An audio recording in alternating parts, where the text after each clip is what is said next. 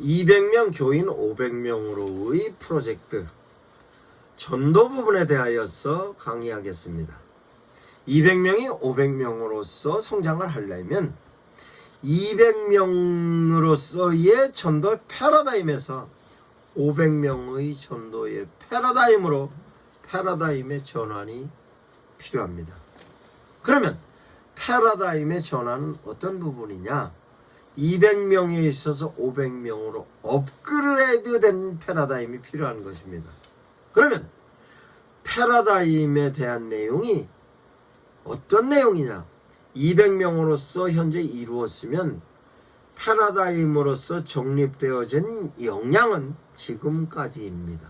그러면 500명으로서 성장할 수 있는 데 대한 패러다임으로 전환하기 위해서는 지금까지 가지고 있던 역량에 업그레이드 시켜야 됩니다. 그럼 업그레이드 시켜야 될 역량으로서의 패러다임은 어떤 것이 있느냐? 누가 전도하느냐? 어떻게 전도하느냐? 언제 전도하느냐? 이에 관련된 내용으로 그러면 전도 대상자는 어떻게 확보하고 확보했던 전도 대상자는 어떤 멘트를 통하여서 누가 어느 시점에 어디에서 하느냐에 대한 내용이 교인들을 향하여 이미 숙지가 되었습니다. 그러면 거기까지 숙지가 되었으면 그 숙지가 되어졌던 데 대하여서 업그레이드 되는 내용으로서 정리를 해야 합니다. 그러면 실제적으로 지금은 교인들이 가지고 있는 역량을 지금까지 활용하는 부분으로서의 200명이 만들어졌으면 200명으로서의 역량이었습니다. 그러면 다시 업그레이드 되기 위해서는 실제적으로 외부적인 부분에 있어서 필요성으로서의 내용이 유입되어져야 하는 것입니다. 그러면 유입되어지는 부분에 있어서로 프레는 어떻게 구성을 할 것이며 그 부분에 있어서 역할은 어떤 역할이 있으며 그 역할에 따른 역량은 어떤 역량이 있고 그 역량에 따라서로 방법은 어떠한 방법이 있으며 그 방법에 따라서 어떤 절차를 거쳐서 어떻게 전도된다. 이 프랜이 짜여져야 하는데 200명을 프랜을 짰던 사람이 500명을 짜는 데 있어서는 한계가 있습니다. 그러면 어떻게 할 것이냐? 외부에서 수혈해야 하는 것으로 그러면 어떻게 할 것이냐? 실제적으로 그 역량을 그 역량을 발휘할 수 있는 사람은 교회 교인 중에 리크루팅 해야 합니다. 그럼 리크루팅 했던 사람을 가지고 그 리크루팅 되어져 있던 사람을 교회 내적으로 교육을 할 것이냐, 교회 외적인 부분으로서 보내서 교육을 받게 할 것이냐에 대한 내용이 정리가 돼야 합니다. 그러면 실제적으로 교회 외적인 부분으로서 현장에 가서 그 내용을 교육을 받고 와서 그 받은 교육을 어떻게 역량을 발휘하게 하느냐에 대한 것입니다. 그러면 리크루팅이 되는 데 있어서의 역할은 플랜을 짜는 사람도 필요하고 멘트를 하는 사람도 필요하고 멘트에 관련된 내용을 서브하는 사람도 필요하고 서브하는 부분을 마무리 짓는 사람도 필요합니다. 그 내용을 오프라인에 셀 사람, 온라인에 셀 사람 각기 역량에 따라서 실제적인 부분에 있어서 목사님께서 성도들로 하여금 그와 같은 내용으로서 역할을 할 수 있는 부분으로 리크루팅을 해야 하는 것입니다. 그런 리크루팅을 하기 위해서는 실제적으로 전 성도에 관련된 데이터를 목사님들께서 갖고 계셔야 합니다. 그러면 갖고 계시느냐? 실제적으로 성도들이 갖고 있는 부분에 있어서로 그분이 상황과 상태와 여건과 조건에 관련된 내용이 데이터로서 형성을 하고 있느냐, 그분이 전공은 무엇을 하였고 현재 경제적인 부분에는 어떻고 역량은 어떤 역량을 갖고 있다는 내용이 데이터로 갖고 있을 때 리크루팅이 가능한 것인데 실제적으로 목사님들께서 현재 가지고 있는 리크루팅은 그냥 할 수 있습니다. 단순히 그 사람이 갖고 있는 성향에 대해서 지금까지 인식되어졌던 것 가지고 리크루팅을 했습니다. 그러나 이제는 200명이 500명으로 갈 때에 있어서는 전혀 다른 부분입니다. 그러면 200명이 500명으로 가는 데 있어서에 관련된 내용은 보다 체계적이어야 합니다. 보다 체계적인 것이 200명까지의 내용과 200명이 500명까지의 내용은 관리에 대한 개념도 다르고 접근성도 다를 뿐만 아니라 분석되어지는 내용도 달리 분석을 해야 그네들이 갖고 있는 역량을 극대화시킬 수 있는 것입니다. 왜냐? 교인들 수준이 높아졌다고 생각해야 하는 것입니다. 200명 수준의 교인에서 500명 정도의 수준으로 높아져야 하는 것이기 때문에 높아졌을 때만 가능한 것이지 계속 지속적으로 그 수준을 유지하면 성장 안 합니다.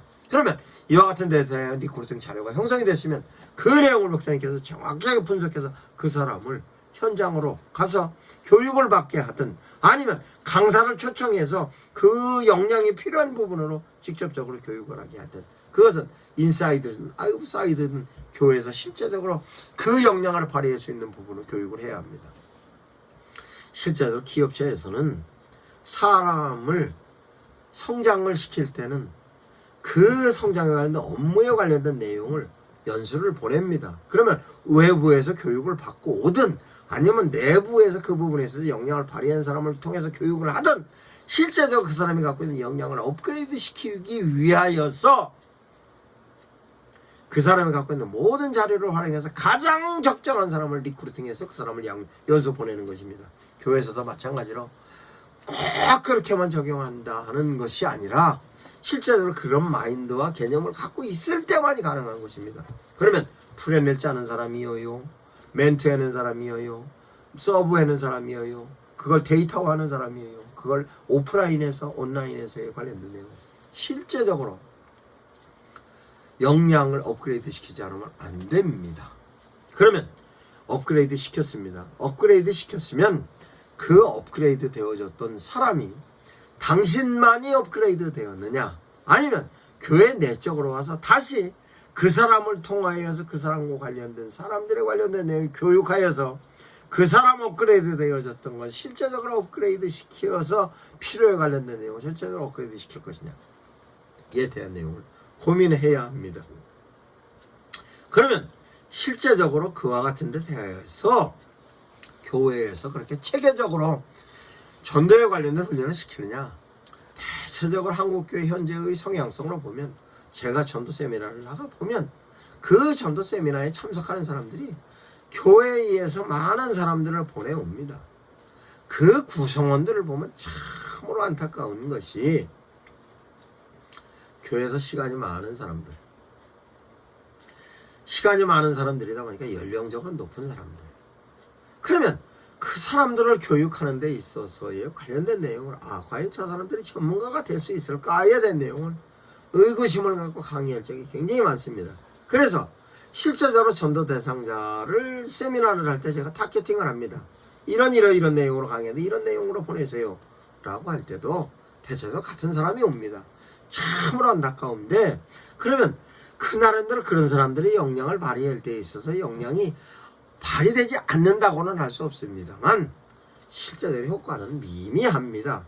그러면 어떻게 해야 되느냐 이에 관련된 내용으로 실제적으로 전도할 수 있는 사람을 양육을 해야 하는 것이고 전도할 수 있는 사람이 전도의 내용을 양육하는 데 있어서 실제적으로 어디에서 전도를 하느냐에 대한 것입니다.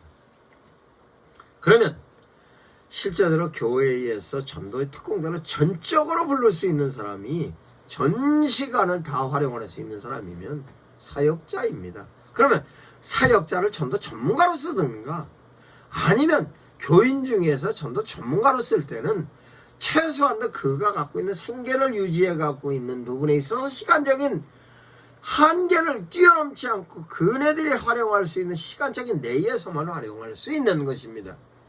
그러면 그와 같은 내용을 실제적으로 넘어서고 싶으면 교인들이 현장에서 전도할 수 있는 개념으로 접근하게 해야 하는 것입니다.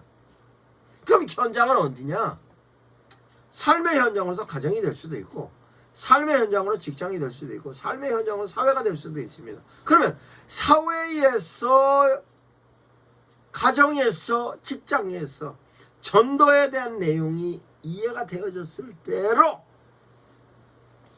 전도자가 되는 것입니다. 그러면 실제적으로 그와 같은 데 된 내용을 교회에서 전도자가 와서 활용을 하는 데 있어서 현장에 가서 세미나 교육을 받아갖고 온 사람이 됐든 세미나 강사를 교회에 초청해서 해놓은 거가 됐든 현재 전도를 하는 사람들이 현장성으로 적정할 때 전도가 되는 것으로, 그러면 실제적으로 전도 특공대로 현장에 나가는 사람들이 어떤 사람들이 나가냐? 교회 부분적인 사람들이 나가지 않습니까? 그러면 교회에서 실제적으로 전도 멤버가 구성되는 사람들은 한가한 사람들, 한가한 사람들이면 나이 드는 사람들, 나이 드는 사람들이면 실제적으로 주변에 있는 사람들이 비슷한 사람들. 안 됩니다.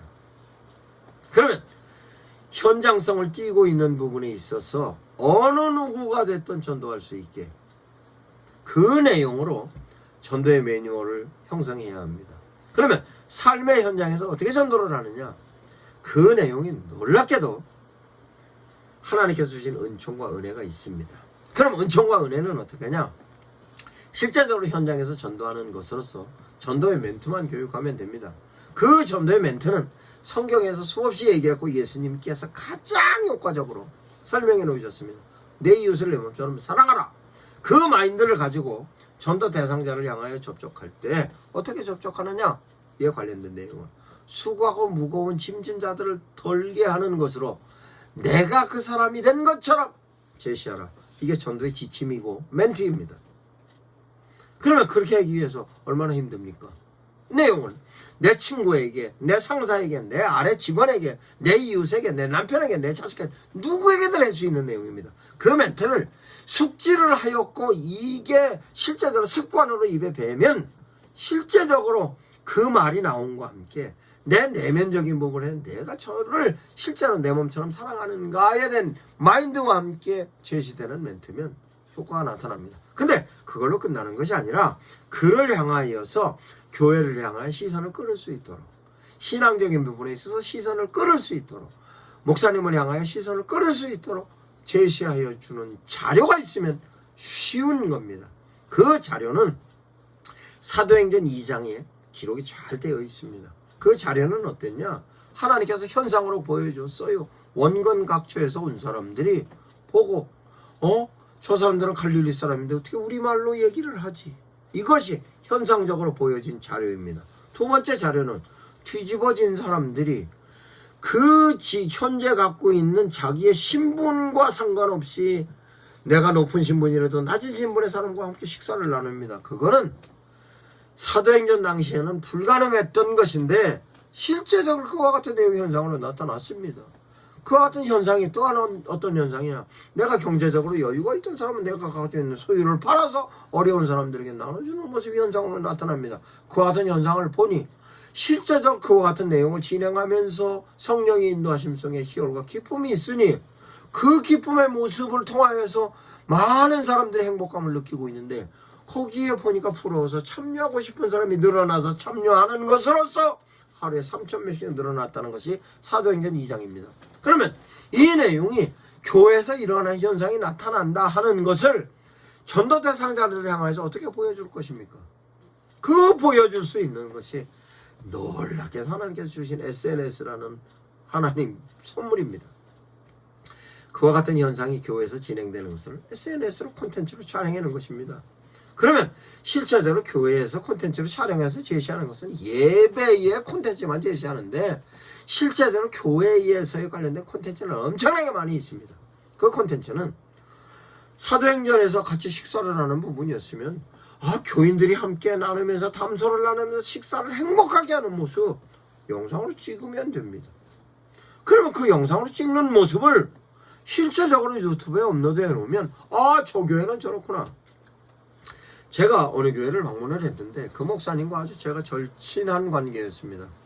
제가 형님 모르시고 목사님인데 그날이 가을이었는데 교회에서 김장을 하는데 교회 앞마당이 실제적으로 교회 아파트촌인데도 불구하고 실제적으로 지나가는 길가에 있는 교회이기 때문에 그 길가 앞에서 그 멍석 같은 것을 펼쳐놓고 그게 고추를 쏟아놓고 고추 꼭다리를 따는 부분이었습니다. 그러면서 교인들이 모여서 그 꼭다리를 따면서 재미있게 농담도 하고 그 내용을 가지고 그러면서 그 지내가는데 보니까 너무 행복한 모습이었습니다. 왜 행복했냐?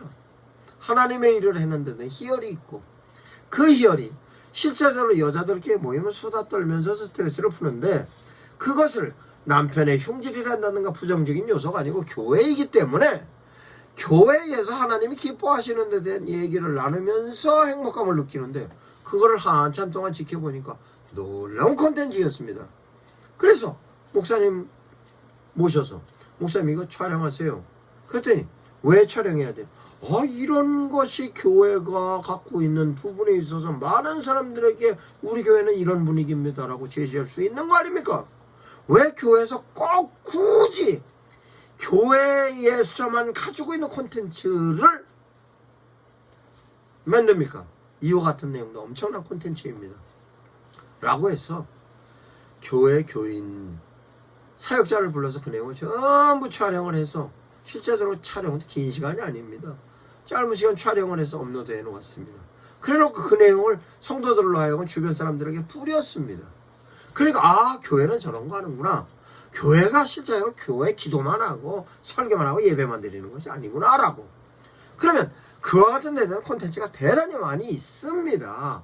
교인들끼리 활동하고 있는 모든 내용도 콘텐츠가 돼서 교회가 실제로 사도행전적인 역사가 그의 교인들끼리 서로 나누고 교제하는 부분으로서의 된 내용이 바로 교회 콘텐츠입니다. 그 콘텐츠를 실제적으로 교인들이 현장에서 쓸 수 있는 것으로, 그러면 현장은 어디냐? 가정이 될 수도 있고, 직장이 될 수도 있고, 사회이 될 수도 있고, 사회에서 내 친구가 될 수 있고, 내 선배가 될 수도 있고, 후배가 될 수 있는데, 우리 교회에서는 이런 부분의 교회예요. 우리 교회는 서로 사랑하고 살아요. 우리 교회는 서로 힘들고 어려울 때는 서로 위로가 됩니다 라고 제시할 수 있는데, 내용이 그 콘텐츠가 자료가 되는 것입니다. 이 내용을 제시를 하면 제시하는 콘텐츠가 많으면 많을수록 현장에서 전도하는 자는 전도하는 데 대한 필요한 콘텐츠를 뽑아서 제시할 수 있는 자료가 되는 것으로, 그 자료를 제시하였을 때 전도 대상자는 교회를 향한 인식도 달라질 뿐만 아니라 교회를 향한 시너선이 오는 것입니다. 이 내용이 아웃바운드와 인바운드를 효과적으로 연계하여서 전도하는 데 대한 내용입니다. 이 내용이 끊임없이 성도들에게 제시하면 성도들은 전도로서 갖고 있는 자료가 많으면 많을수록 전도를 효과적으로 하는 것이며, 그 효과적으로 하는 데 대하여서는 효과적인 열매가 많이 나타나는 것입니다. 이 내용을 목사님들께서 전도의 매뉴얼로 효율적으로 활용하시기 바랍니다.